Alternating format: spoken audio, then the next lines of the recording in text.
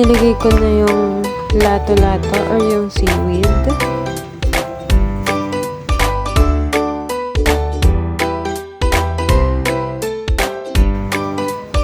After nun ay nilagay ko naman yung kamatis. Tinatanggal ko lang muna yung pang plating ko.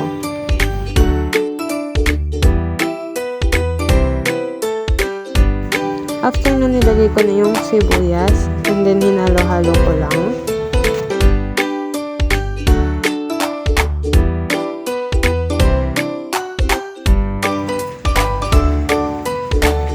Pagtapos ay nilagay ko na yung vinegar. Tsaka yung pepper. Sunod naman is yung salt.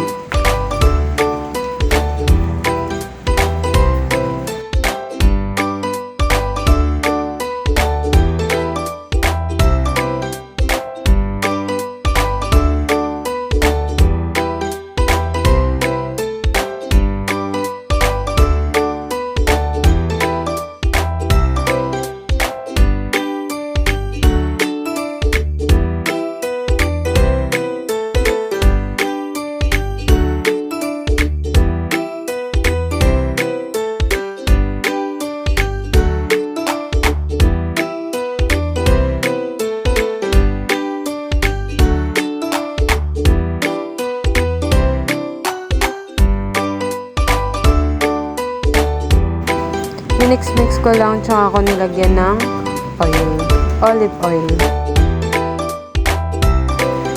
And then mix lang ulit. Tapos okay na, it's plating time.